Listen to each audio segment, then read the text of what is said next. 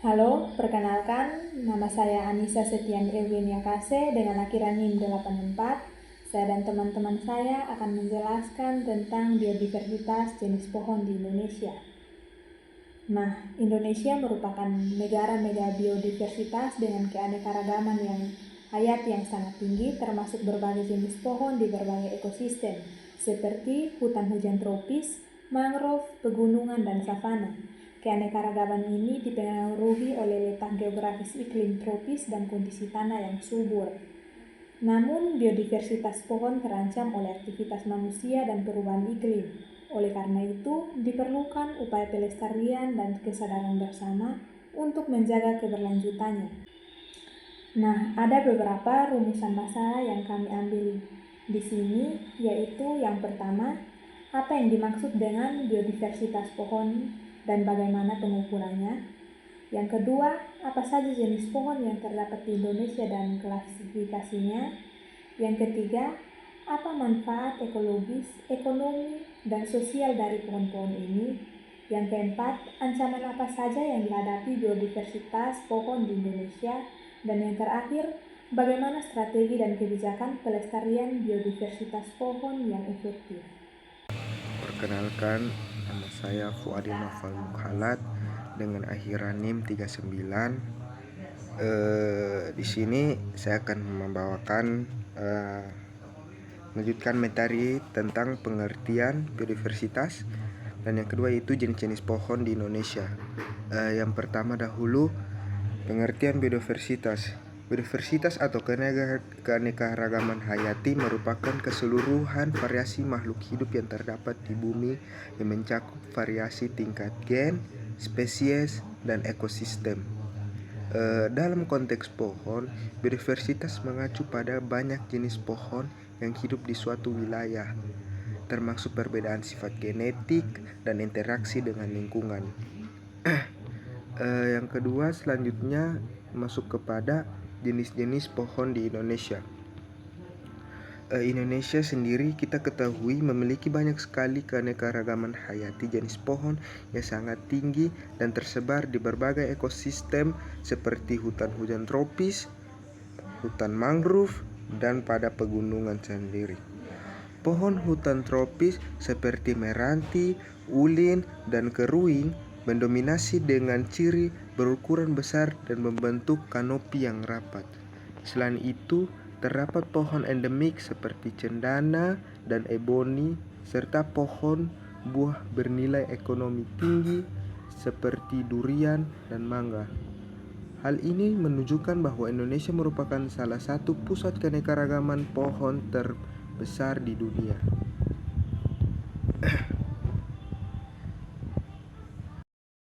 Baik Ibu dan teman-teman, perkenalkan nama saya Anggun Lestari Ningrutung dengan akhiran NIM 82. Saya selaku pemateri.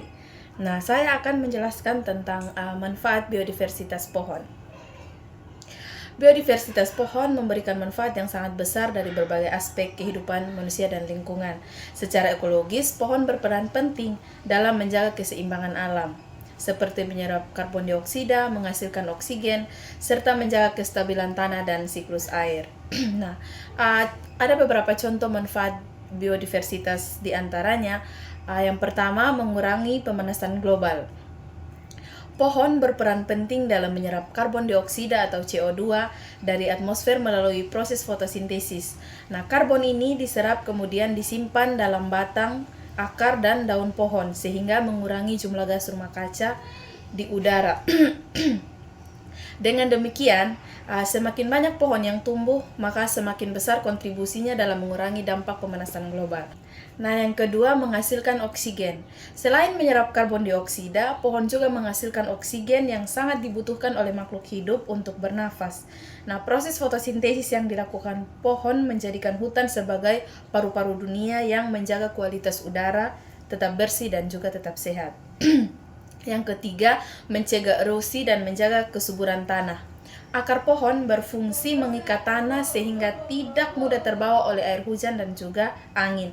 Selain itu, daun yang gugur akan terurai menjadi humus yang dapat menyuburkan tanah. Hal ini sangat penting untuk menjaga kualitas lahan, terutama di daerah lereng atau perbukitan. Yang keempat, menjaga siklus air. Pohon juga membantu mengatur siklus air dengan menyerap air hujan dan menyimpannya di dalam tanah. Nah, proses ini dapat mencegah banjir serta menjaga ketersediaan air tanah. Hutan yang memiliki banyak pohon juga berperan dalam menjaga kelembapan udara dan juga curah hujan.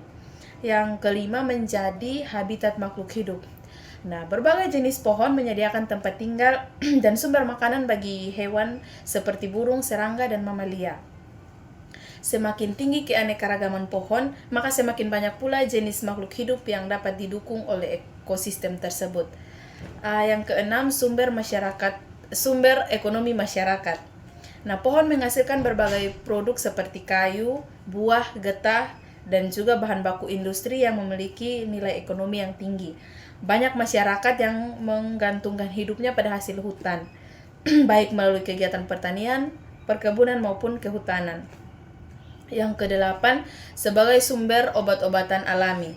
Nah, beberapa jenis pohon mengandung senyawa yang dapat digunakan sebagai bahan obat tradisional maupun modern. Contohnya adalah kulit kayu, daun, atau getah yang memiliki khasiat untuk mengobati berbagai penyakit. Yang terakhir, nilai sosial dan budaya. Pohon juga memiliki nilai penting dalam kehidupan sosial dan budaya masyarakat. Beberapa pohon dianggap sakral atau digunakan dalam upacara adat. Selain itu, pohon juga menjadi bagian dari kearifan lokal dalam menjaga keseimbangan alam. Oke, selanjutnya kita akan masuk dalam ancaman terhadap biodiversitas pohon. Biodiversitas pohon di Indonesia saat ini menghadapi berbagai ancaman serius yang sebagian besar disebabkan oleh aktivitas manusia itu sendiri. Nah, ada beberapa contoh ancaman pada biodiversitas saat ini, yaitu yang pertama, deforestasi atau penebangan hutan. Deforestasi merupakan salah satu ancaman terbesar terhadap biodiversitas pohon.